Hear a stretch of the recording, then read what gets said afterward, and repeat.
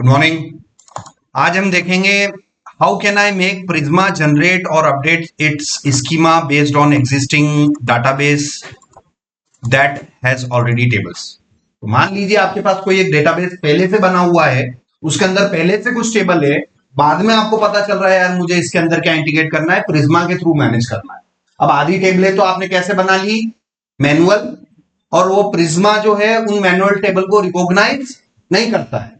ठीक है ना। तो हमें प्रिज्मा को किस तरीके से मैं कॉन्फ़िगर कर पाऊं ताकि वो जो पहले से बनी हुई टेबल्स हैं उसको वो प्रॉपरली अपनी स्कीमा के अंदर उसको सिंक कर ले। ठीक है ना।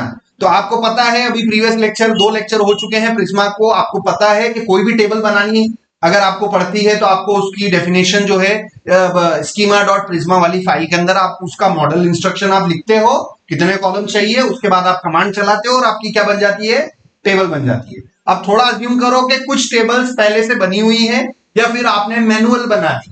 मैनुअल बना दी मतलब आपने ब्लैक टर्मिनल में जाके क्रिएट कमांड से टेबल मैनुअल बना दी, मगर उसकी एंट्री किधर नहीं है, स्कीमा फाइल के अंदर उसकी एंट्री नहीं है। तो आज मैं वो बता रहा हूं कि अगर कुछ टेबल्स ऑलरेडी पड़ी हुई हैं तो उनकी डेफिनेशंस को आप कैसे सिंक कर सकते हो। ठीक है ना। सो यहां पर आपके पास स्कीमा डॉट प्रिज्मा फाइल है और इसके अंदर आपके पास क्या है, टेबल की डेफिनेशन है।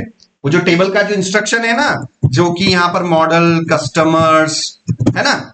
सो आपको पता है ना कि ये स्कीमा डॉट प्रिज्मा जो फाइल होती है उसके अंदर कोई भी टेबल बनाओगे तो ये ब्लॉक होना चाहिए। पता है, क्लियर है, पिछली 2 क्लासेस हम करते हुए आ रहे हैं। तो अब मान लीजिए कोई टेबल मैंने डाटाबेस के अंदर मैनुअल बना रखी है, कोई टेबल मैंने मान लीजिए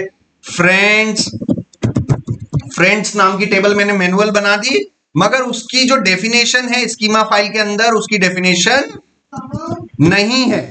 तो हम उसकी डेफिनेशन को कैसे सिंक करेंगे ये हमें देखना है। ठीक है ना। तो हम क्या करने वाले हैं ये चीज भी दिमाग में क्लियर होनी चाहिए, है ना। लेक्चर स्टार्ट होने से पहले कि आज हम करने क्या वाले हैं तो क्लियर हो गया।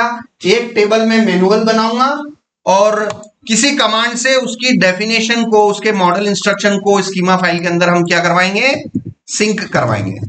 सिंक का मतलब समझते हो ना कि दूसरे एंड की इंफॉर्मेशन पहले एंड पर प्रॉपरली हो जाए, या पहले एंड में कोई भी इंफॉर्मेशन है वो प्रॉपरली दूसरे एंड में डुप्लीकेट हो जाए, मतलब प्रॉपरली दोनों जगह जो है इंफॉर्मेशन सेम होनी चाहिए।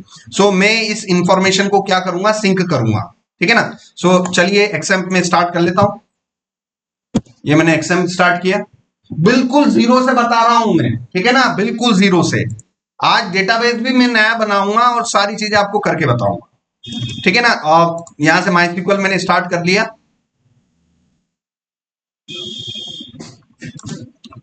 और MySQL -u root -p show databases. ठीक है ना।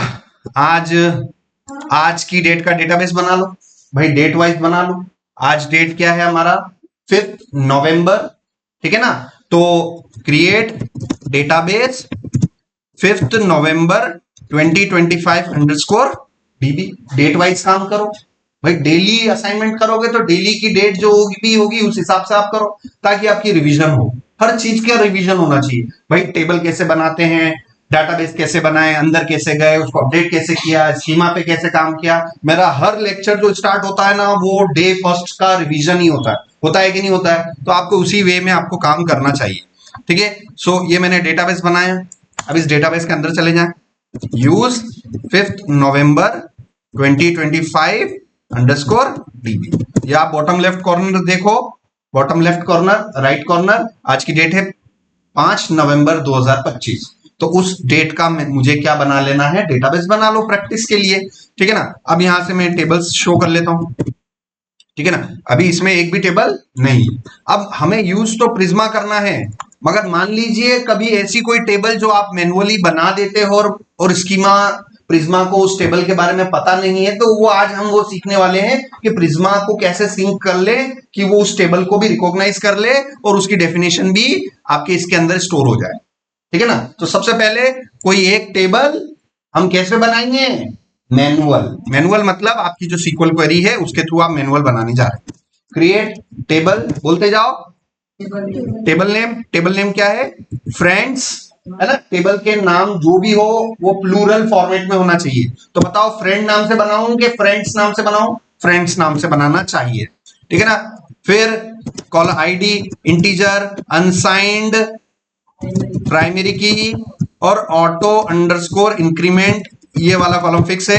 उसके बाद मैंने ले लिया फ्रेंड का फर्स्ट नेम ले लिया और यहां पर मैंने वेरकेर ले लिया 255 और ये लास्ट कॉलम ले लेते हैं। Keep it simple, I don't want to make the assignment more complex, मैं इसको सिंपल रखना चाहता हूं। तो मैंने एक फ्रेंड नाम की टेबल बनाई, उसके अंदर दो कॉलम ली, एक तो आईडी और फ्रेंड का फर्स्ट नेम, ठीक है ना। और आपके सामने देखिए क्वेरी ओके हो गई। इसको मैं कर लेता हूं क्या, शो टेबल्स। ये फ्रेंड्स टेबल आ गई है, इसी को मैं कर लेता हूं क्या, एक्सप्लेन कर लेता हूं। तो इसका स्ट्रक्चर भी आपको दिखाई दे रहा है। तो सारी चीजें मैंने प्रैक्टिकल प्रूफ करके बता दी कि सर मैंने जो है पहली टेबल मैनुअल बना दी। क्या ये टेबल मैंने प्रिज्मा के थ्रू बनाई कि मैनुअल बनाई? मैनुअल बना। इस मैनुअल टेबल को प्रिज्मा नहीं पहचानता है, तो आज यही काम हम करने वाले हैं कि प्रिज्मा इस टेबल को कैसे पहचान ले और इसकी डेफिनेशन को कैसे स्कीमा फाइल के अंदर सिंक कर ले, ठीक है ना। सो चलिए आज की डेट का प्रोजेक्ट बना लेते हैं। ये आज की डेट का फोल्डर बना लिया 5 नवंबर 2025।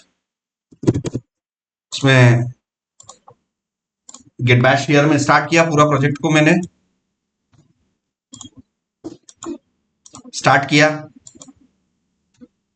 सबसे पहले हमें क्या करना होगा, हमारी पैकेट डॉट जेसन बनानी पड़ेगी npm init dash y। जैसे ही y करूंगा तो वो मुझसे पूछेगा नहीं कि भाई प्रोजेक्ट नेम क्या है, वर्जन क्या है, पूछा पाछी का काम नहीं करेगा अगर आप y फ्लैग दे दोगे। y मतलब यस, है ना। तो जितने भी वो क्वेश्चन पूछता है उन सबके लिए क्या आंसर सप्लाई हो जाएगा, यस, है ना। नो सप्लाई नहीं होगा, क्या हो जाएगा सबके लिए, यस यस यस। तो देखो उसने डायरेक्टली इस कमांड से उसने मेरे लिए क्या बना दी, पैकेट डॉट जेसन बना दी। चलिए अब इस पैकेट डॉट जेसन में हम अपने प्रिज्मा को इंस्टॉल करते हैं। तो प्रिज्मा को इंस्टॉल करने के लिए यहां पर हम प्रिज्मा डॉट आईओ की वेबसाइट पर गए।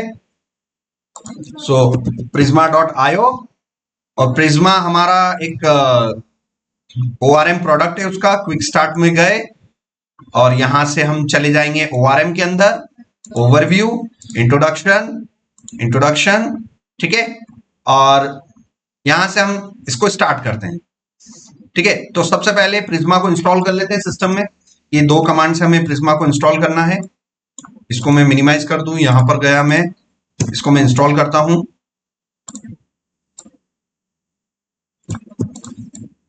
npm install prisma client।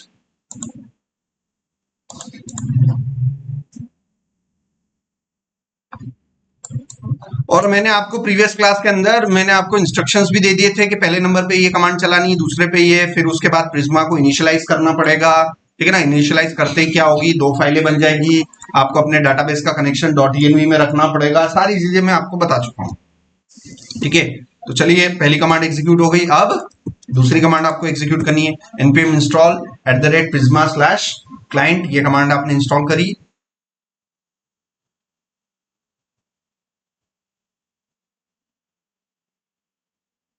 ठीक है, ये इंस्टॉल करी। तीसरे नंबर पे आपको npx prisma init, init का मतलब इनिशियलाइज।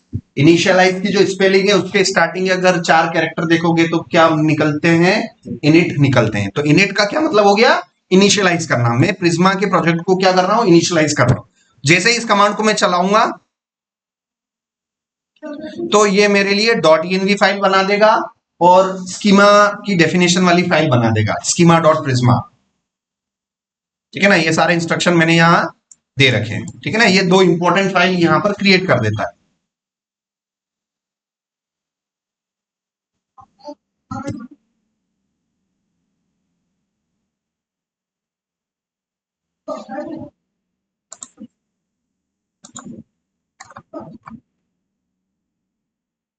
ठीक है, फाइनली ये कमांड यहां पर है।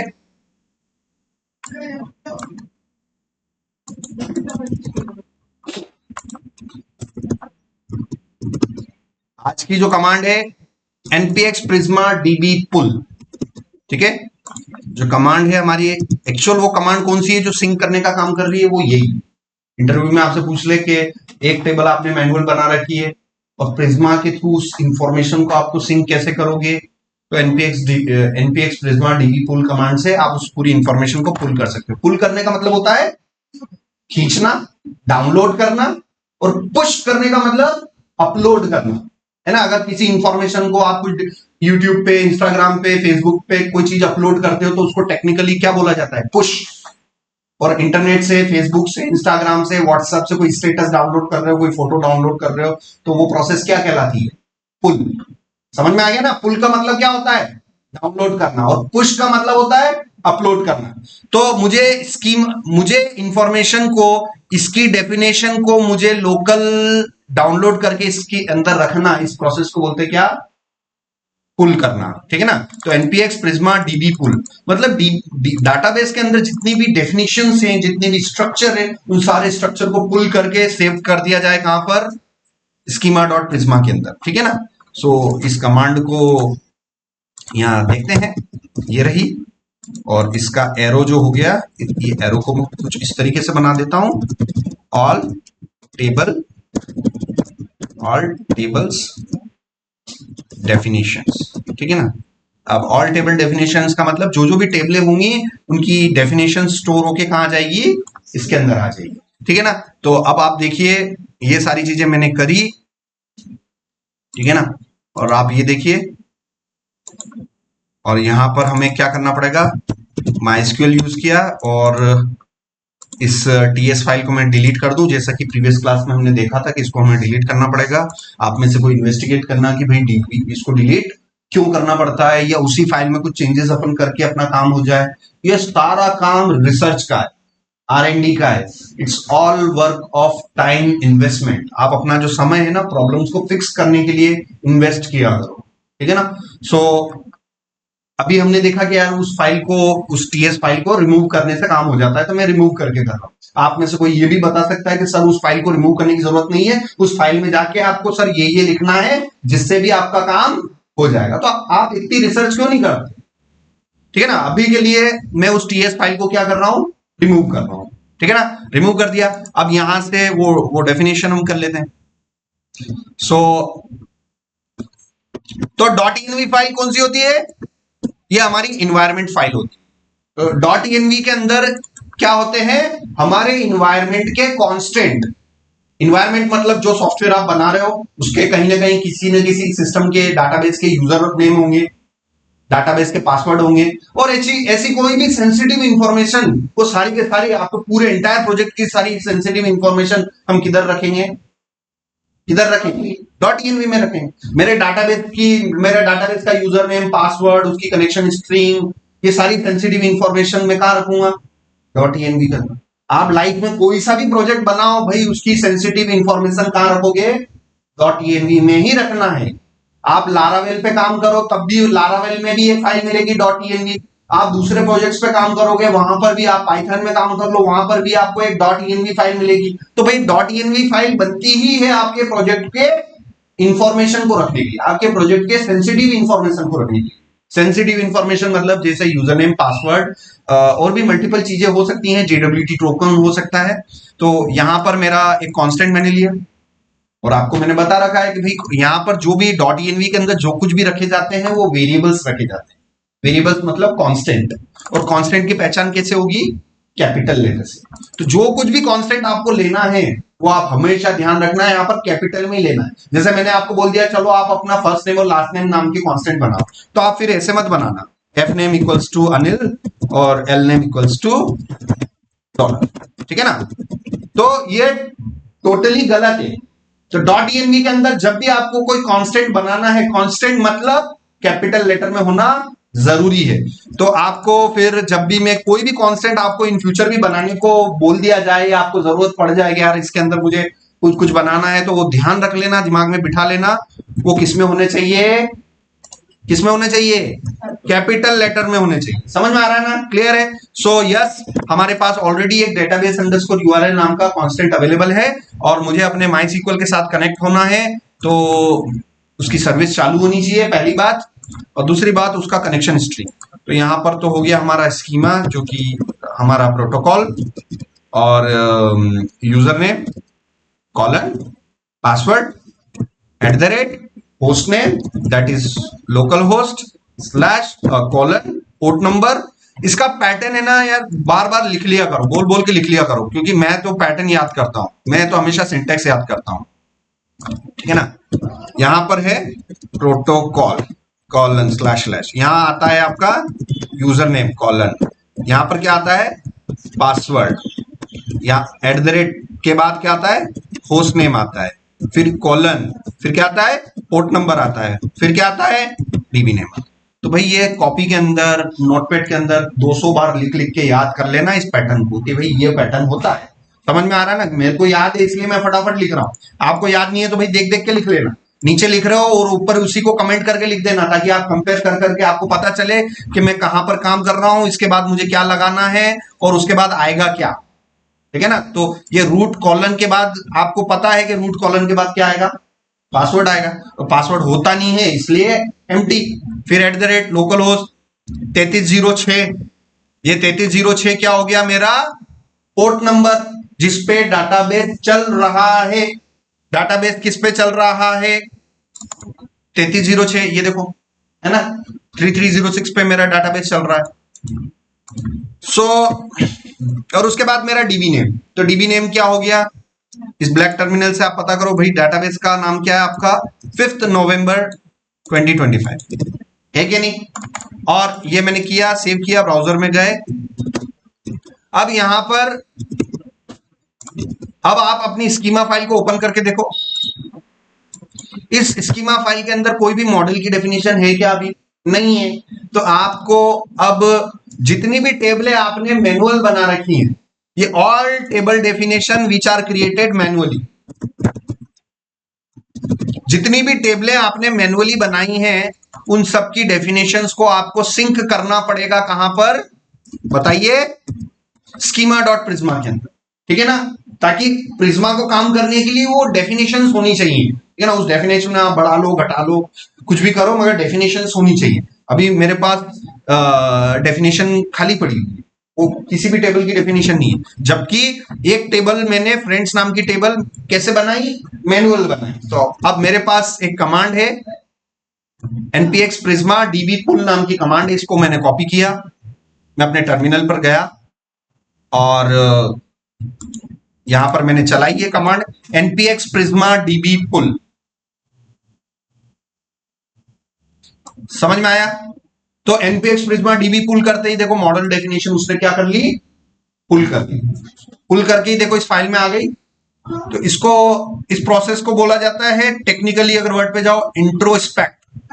इंट्रोस्पेक्ट, इंट्रोस्पेक्ट मतलब जैसे इंस्पेक्शन होता है ना, जांच, जांच को क्या बोलते हैं, इंस्पेक्शन बोलते हो या कॉलेज में इंस्पेक्शन हो रही है, हॉस्पिटल में इंस्पेक्शन हो रही है। तो इंट्रोस्पेक्ट का मतलब ये हो गया कि वो डीबी से कंसल्ट करेगा, डीबी से कनेक्ट होगा, वहां पता करेगा वहां कितनी टेबलें हैं, यहाँ पर मॉडल्स क्या है, कुछ भी मिसमैच हुआ तो वो जो मैनुअल बनी हुई टेबलों के डेफिनेशंस को कहां कर देगा, वो सिंक कर देगा। तो ये आपको समझ में आया। तो ये हुआ, तो फ्रेंड्स नाम की टेबल आ गई कि नहीं आई। अब देखो सिंक करते समय उसने पहला लेटर स्मॉल में दे दिया, तो जो मॉडल आप स्कीमा के अंदर जो बनाते हो फर्स्ट लेटर आप कैपिटल भी लिख सकते हो, स्मॉल भी लिख सकते हो, कोई दिक्कत वाली बात नहीं। अब आप देखिए ये फर्स्ट नेम वाला जो टेबल है ये मैंने मैनुअल बनाई थी। अब लास्ट नेम जो है मैं किसके थ्रू बनाना चाहता हूं,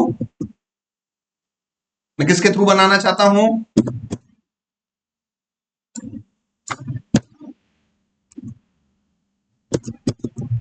लास्ट नेम मैं कैसे बनाना चाहता हूं, स्कीमा के थ्रू बनाना चाहता हूं, प्रिज्मा के थ्रू। सो यहां पर हम इसको करते हैं migrate npx prisma migrate dev dash dash, और इसका मैं सिंटेक्स लिख देता हूं यहां पर। सो यहां पर मैं सिंटेक्स लिख देता हूं ताकि आपको पता चले, ठीक है ना। What can be change is this part,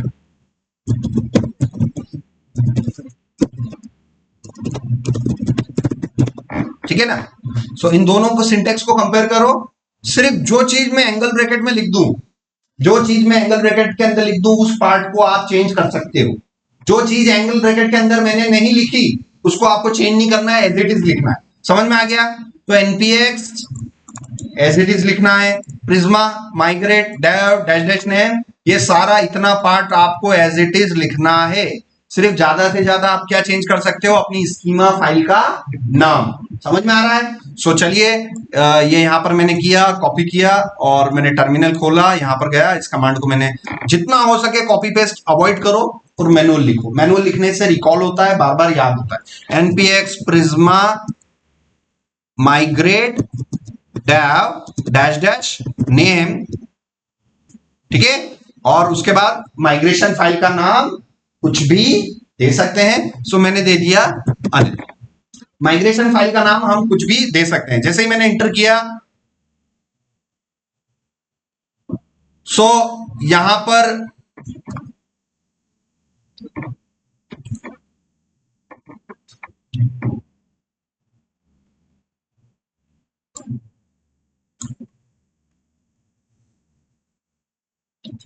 यहां पर ये बोल रहा है कि drift detected, your database schema is not in sync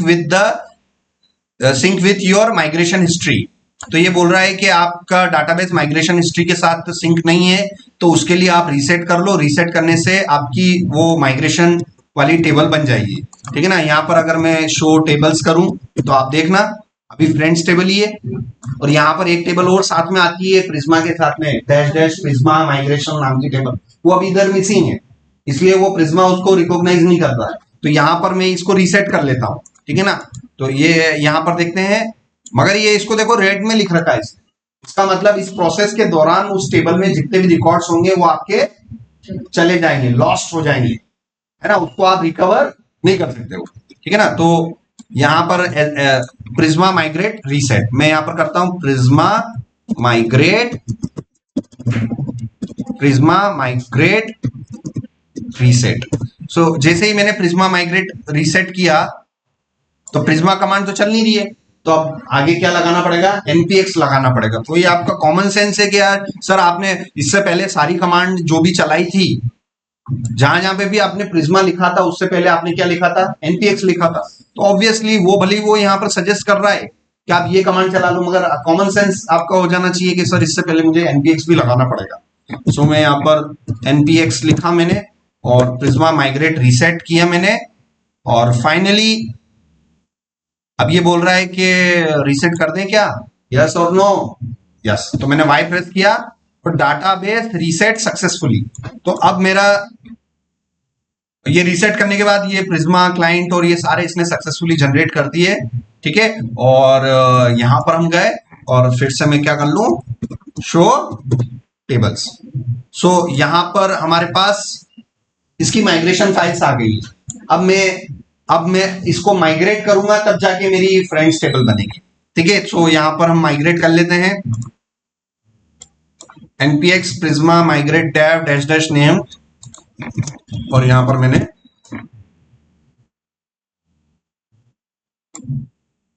ठीक है, ये मैंने माइग्रेट कर लिया। तो आप देखो जो भी आप माइग्रेशन फाइल का नाम दे रहे हो उससे पहले ये टाइम स्टाम्प अटैच हो गया।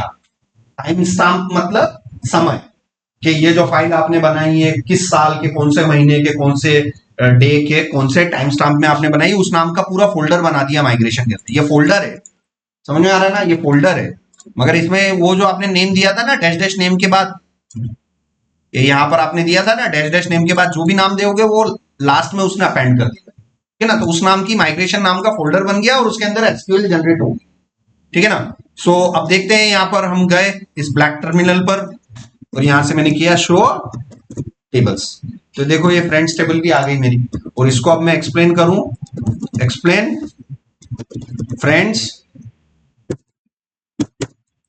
तो देखो ये आ गया, ठीक है।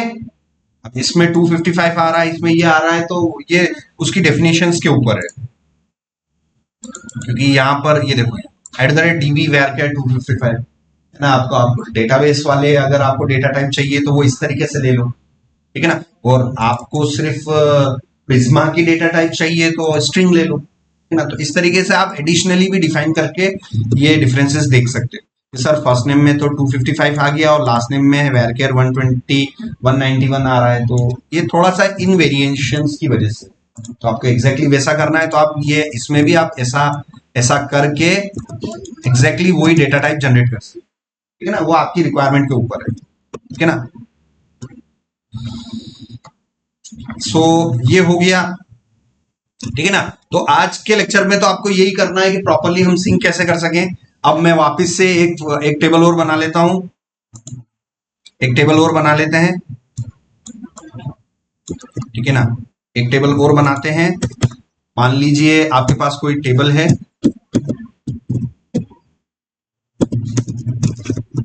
टीचर्स नाम से, और उसकी स्कीमा आपको सिंक करनी है, ठीक है ना। तो सबसे पहले तो टेबल बना लेते हैं, तो जो भी टेबल बनानी है आपको मैनुअल, और उसकी स्कीमा को हम क्या करेंगे, सिंक करेंगे, उसकी उसकी स्कीमा को हम क्या करेंगे, सिंक करेंगे, किसके अंदर, हमारी स्कीमा डॉट प्रिज्मा वाली फाइल के अंदर। तो चलो पहले तो टेबल बना लेते हैं, तो create table teachers ID integer unsigned primary की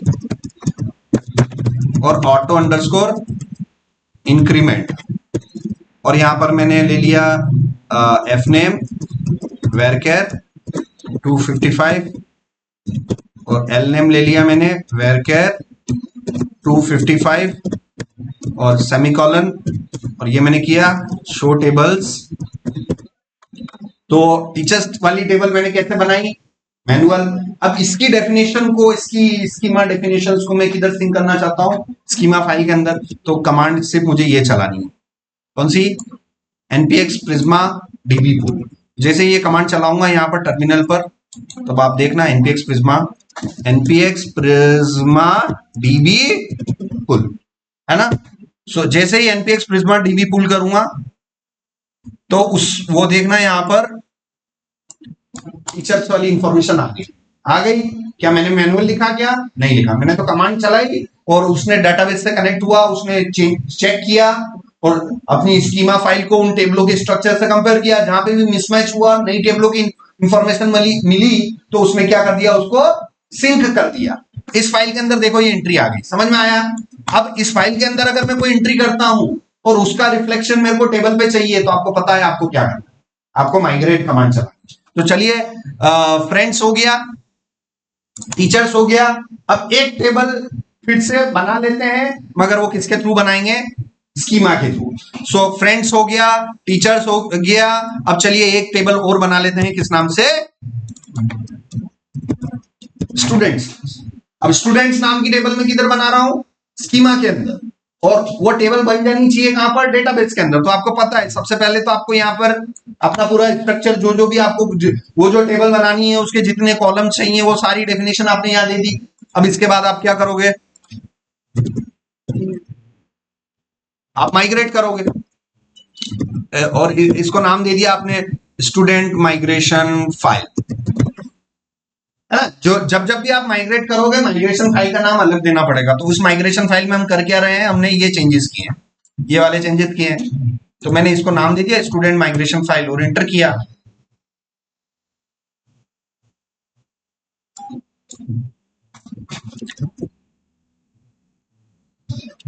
अब यहां पर ये बोल रहा है कि टीचर्स नाम की जो है वो प्रॉपरली सिंक नहीं हुई है, तो आप वापस से कर लीजिए npx prisma migrate reset। सो npx prisma migrate reset किया मैंने, यस, और यहां से मैं करता हूं npx prisma migrate dev dash dash name और this is my student migration file, कुछ भी नाम दे सकते हैं, तो मैंने बोल दिया स्टूडेंट माइग्रेशन फाइल। इस कमांड को मैंने एग्जीक्यूट किया और ये देखो ये मेरी माइग्रेशन फाइल भी जनरेट हो गई। इसका मतलब यहां पर मैं जाके अगर आप शो टेबल्स करूं तो देखो स्टूडेंट टेबल आ गई कि नहीं आ गई। तो आज के लेक्चर में आपको यही करना है कि आपको कुछ टेबलें मैनुअल डाटाबेस में बनानी है और प्रिज्मा की कमांड से पुल करना है उसकी डेफिनेशन, फिर कुछ टेबलें आपको स्कीमा के अंदर बनानी है, फिर वहां से आप माइग्रेट करोगे। तो दो बातें हो गई, है ना। तो NPX Prisma migrate dev command से क्या होगा, स्कीमा को पढ़ेगा और उस हिसाब से टेबलें बना देगा। एनपीएक्स प्रिज्मा डीबी पुल कमांड क्या करेगा, टेबल में डाटाबेस में जाएगा, टेबलों को चेक करेगा, उसको कंपेयर करेगा, कुछ भी चेंजेस हुए तो उसको सिंक कर देगा स्कीमा के अंदर। तो दोनों वाइस वर्सा है, ठीक है ना। ये दोनों कमांड एक दूसरे के अपोजिट है, ठीक है ना। ये कमांड वर्सेस दिस कमांड, ठीक है ना। तो ये कमांड क्या करेगी, ये कमांड स्कीमा फाइल को पढ़ेगी और उसके हिसाब से टेबल बना देगी। ये कमांड क्या करेगी, ये कमांड डाटाबेस के साथ कनेक्ट होगी, वहां पर उन सारी टेबलों को चेक करेगी और उन सबकी डेफिनेशन को कंपेयर करेगी। वहां पर कुछ भी चेंजेस मिला, कोई नई टेबल मैन्युअली मिली तो उसको उसकी डेफिनेशन को वो स्कीमा फाइल के अंदर सिंक कर देगी, ठीक है ना। सो इतना वर्क आपको करना है। अब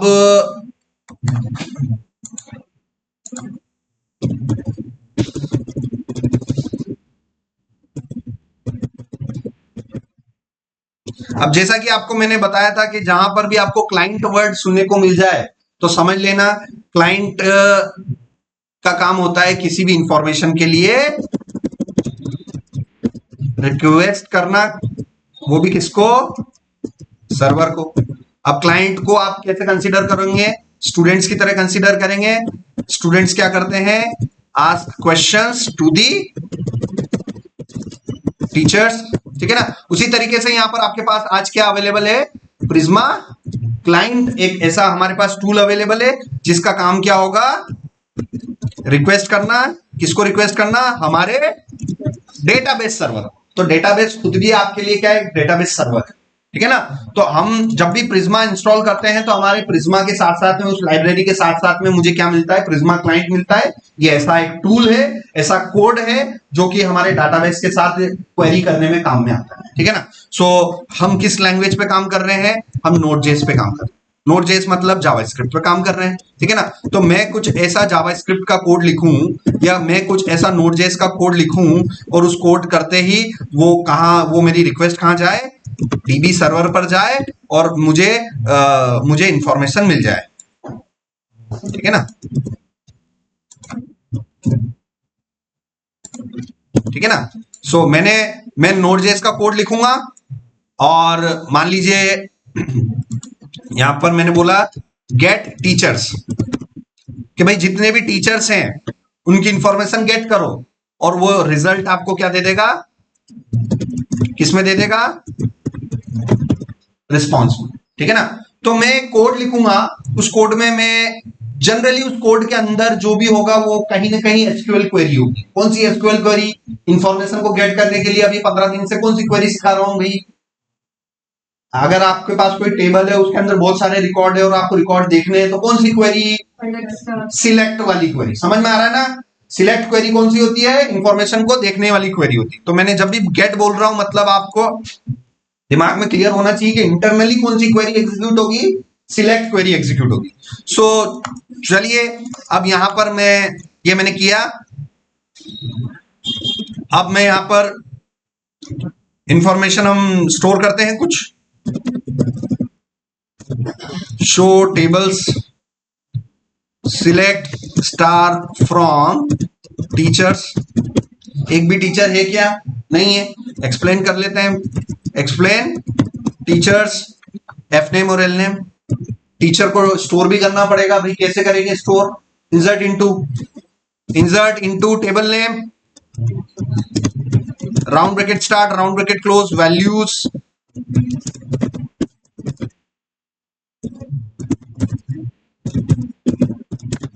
ठीक है। और यहां पर आप वैल्यू ले लो, वैल्यू सिंगल कोटेशन में आएगी। So for example mister A,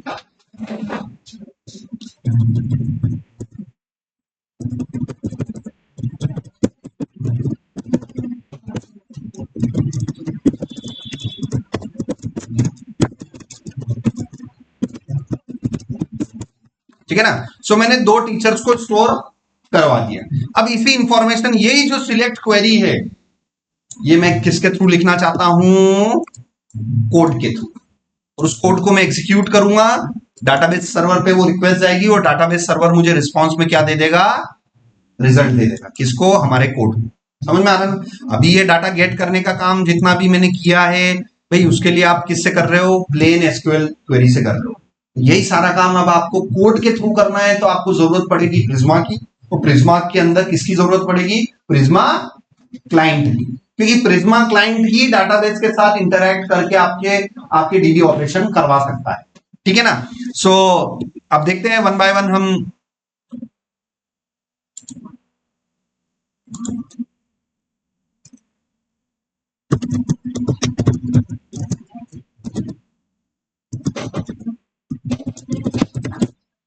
मैंने यहां पर बोला get teachers with Prisma client. ठीक है ना? तो वो समझ गया, जीपीटी समझ गया कि आपके पास एक टीचर का मॉडल होगा, उसके अंदर आप क्या करेंगे, क्लाइंट जनरेट करवाओगे। आपको वो जो प्रिज्मा का जो क्लाइंट है जो कि आपको जरूरत पड़ेगी क्वेरी करने के लिए, तो उसको आपको जनरेट करना पड़ेगा। सो npx प्रिज्मा जनरेट, इस कमांड को मैं लेऊंगा। तो इस कमांड को npx प्रिज्मा जनरेट कमांड से होगा क्या, ये आपको पता होना चाहिए। तो आप यहां पर जाएंगे, तो इस कमांड से होगा क्या, this command reads your Prisma schema and generate Prisma client code. तो ये कमांड जैसे ही आप रन करोगे, ये कमांड आपकी किस फाइल को पढ़ेगा, ये आपकी स्कीमा फाइल को पढ़ेगा और आपके लिए क्लाइंट का कोड जनरेट कर देगा।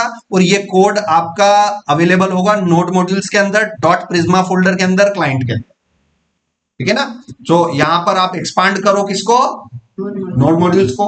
जा जाके तो देखो तो सही कि भाई वो जो बोल रहा है वो क्या बोल रहा है, वहां पर क्या बन रहा है, उसका फोल्डर खोलने में क्या जा रहा है। हमने नोड मॉड्यूल्स का फोल्डर खोल के देखा, भाई उसके अंदर मुझे क्या मिल गया, डॉट प्रिज्मा नाम का डायरेक्टरी मिल गया कि नहीं मिल गया, बिल्कुल मिल गया। फिर उसके अंदर देखो वो क्या बोल रहा है कि भाई क्लाइंट नाम के फोल्डर के अंदर, तो भाई क्लाइंट नाम का फोल्डर मिला कि नहीं मिला, बिल्कुल मिल गया। और उसके अंदर कुछ ना कुछ फाइल मिल गई। अब ये फाइल क्या करेगी क्या नहीं करेगी हमें कोई मतलब नहीं, बस हमें इतना पता होना चाहिए कि npx प्रिज्मा जनरेट कमांड से मेरा ये पर्टिकुलर फोल्डर बन जाएगा और इसके अंदर कुछ कुछ फाइल्स आ जाएंगी जो कि हमें मदद करेगी क्वेरी करने में। ठीक है ना? अब आप इसको बंद कर लो। ठीक है ना? अब यहां पर हम गए और यहां पर हमने देखा। ठीक है ना? उसके बाद आपको अपना कोड लिखना पड़ेगा, आपको अपना प्रिज्मा का कोड लिखना पड़ेगा। तो ये प्रिज्मा का कोड हम कहां लिख सकते हैं,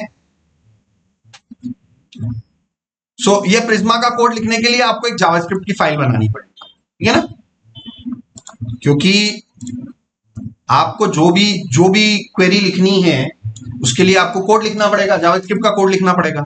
और जावास्क्रिप्ट का कोड आप लिखोगे किसी न किसी जावास्क्रिप्ट फाइल।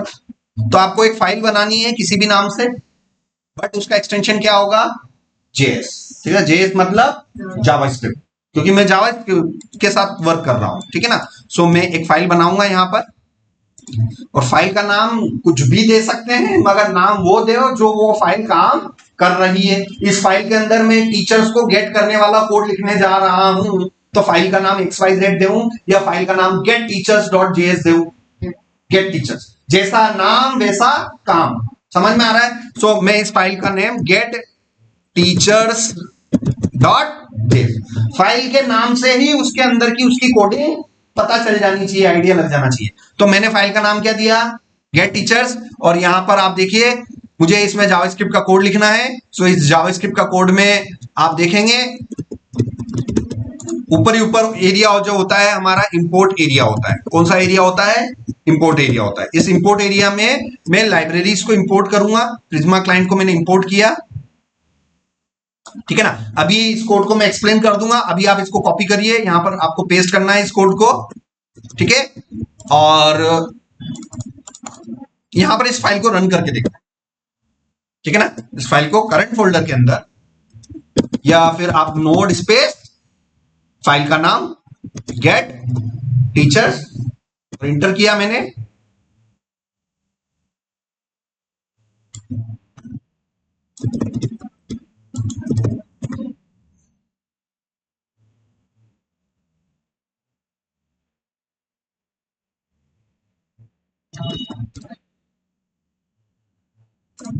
ठीक है। अगर आपको इस फाइल को रन करने पर इस तरीके से ईएस मॉड्यूल की दिक्कत आ जाए तो फिर आपको ये इंपोर्ट स्टेटमेंट हटा के आपको रिक्वायर स्टेटमेंट लिखना होगा, ठीक है ना। सो ये जो ऊपर वाला जो इंपोर्ट स्टेटमेंट है इसको हटा के आपको बाकी कोड चेंज नहीं करना है।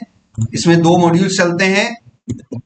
सो ये कॉमन जेएस वाला सिंटेक्स है, रिक्वायर वाला। सो इस रिक्वायर वाले को मैंने लिया और यहाँ पेस्ट कर दिया, बाकी कोड चेंज नहीं करना। और ये मैंने इसको मैं रन करूं,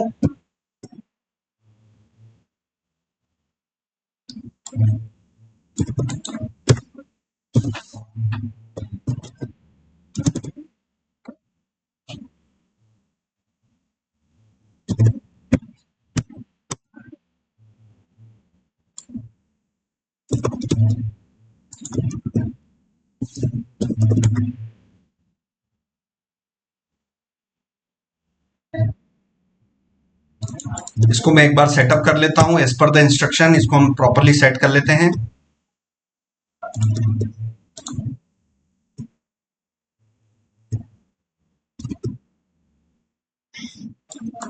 ठीक है ना। जैसा जैसा जीपीटी बता रहा है उसके इंस्ट्रक्शंस को हम फॉलो करेंगे। और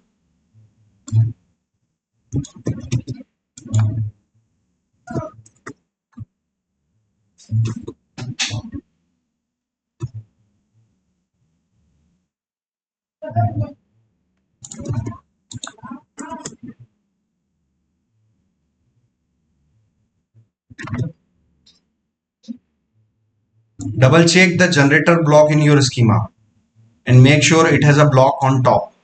So generator client prisma dash client dash js, और हमारा जो है हमारा ये है, ये प्रिज्मा क्लाइंट है, ठीक है ना। सो मैं अपना अगर ये कोड यहां पर दूं तो जीपीटी उसको समझ जाएगा कि आपके इसमें ये चेंज करना पड़ेगा। उसने प्रॉब्लम आइडेंटिफाई कर लिया भाई आपके कोड में ये जो लिख रखा है ये प्रॉब्लम है, उसकी जगह आपको ये लिखना पड़ेगा, ठीक है ना। सो इस पर्टिकुलर कोड को मैंने लिया और क्लाइंट वाले सेक्शन पर मैंने ओवरराइट किया जिसमें ये सिर्फ ये लास्ट में जेएस आ रहा है, ठीक है ना। ये होने के बाद देखते हैं क्या होता है। फिर उसके बाद आप अपनी स्कीमा को जनरेट करवाओ। यहाँ से मैं लोकेशन भी दे रहा हूँ उसको कि भाई करंट फोल्डर के अंदर प्रिज्मा के अंदर ये फाइल मिलेगी। तो ये इसको जनरेट करवाया मैंने, ठीक है ना। ये जनरेट हो गया और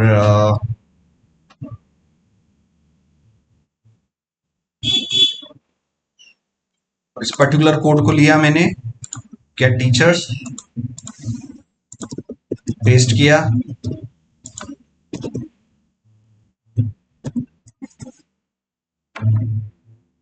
कैन नॉट फाइंड मॉड्यूल्स। इसमें इंपोर्ट स्टेटमेंट हम ले लेंगे।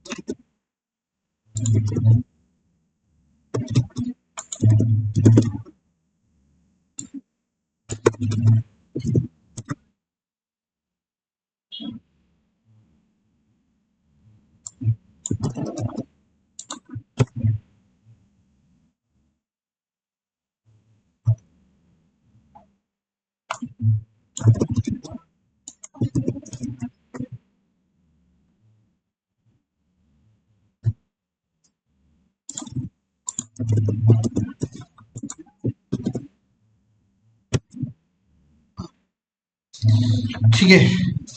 सो do some changes in your code और आपको जैसे ही मैंने नोड.जेएस का जावास्क्रिप्ट का मैंने कोड लिखा, नोड.जेएस का मैंने कोड लिखा, उसको मैंने एग्जीक्यूट किया, तो मेरा रिकॉर्ड्स आ गए हैं। ये मेरे रिकॉर्ड्स इसमें आ गए हैं, इसमें आए हैं। इन स्क्वायर ब्रैकेट को बोला जाता है अरे, और इन कर्ली ब्रेसेस को बोला जाता है ऑब्जेक्ट। और इंफॉर्मेशन किस में आ रही है? स्क्वायर ब्रैकेट के अंदर क्या आ रहे हैं? स्क्वायर ब्रैकेट के अंदर क्या आ रहे हैं? कर्ली ब्रेसेस आ रहे हैं, कर्ली ब्रेसेस और फिर से कर्ली ब्रेसेस। तो इस पैटर्न को क्या बोला जाता है? इस पैटर्न को क्या बोला जाता है? अरे ऑफ ऑब्जेक्ट, ठीक है ना। इस पैटर्न को बोला जाता है अरे ऑफ ऑब्जेक्ट। तो ये कहलाता है अरे ऑफ ऑब्जेक्ट्स, ठीक है ना। तो ये पर्टिकुलर जो प्रिज्मा क्लाइंट है, इसने क्या किया? इसने किया, इस प्रिज्मा क्लाइंट ने डाटाबेस पर रिक्वेस्ट करी और डाटाबेस ने रिस्पांस जब दिया, डाटाबेस ने जब रिस्पांस दिया, डाटाबेस ने जब रिस्पांस दिया, वो कैसे दिया? अरे ऑफ ऑब्जेक्ट्स, ठीक है ना। और आपने जिसने स्ट्रापी यूज कर रखा है, सीएमएस यूज कर रखा है, मोस्टली आपने एपीआई पे काम किया होगा, तो उसमें डेटा आपको अच्छी तरीके से पता है कि जब भी डेटा आता है वो किस में आता है? अरे ऑफ ऑब्जेक्ट्स में आता है। तो हम भी कभी भी अभी बैकएंड में हम भी जब अपना एपीआई का रिस्पांस बनाएंगे, वो भी इसी पैटर्न में बनाएंगे, अरे ऑफ ऑब्जेक्ट्स के पैटर्न में बनाएंगे। सो आपको, ठीक है ना, इस सारे कोड को मैं एक्सप्लेन करूंगा। सिर्फ आज का ऑब्जेक्टिव क्या था कि क्या हम जावास्क्रिप्ट के कोड लिख के डेटाबेस पे क्वेरी परफॉर्म कर सकते हैं? बिल्कुल कर सकते हैं। उसके लिए हमें क्या चाहिए?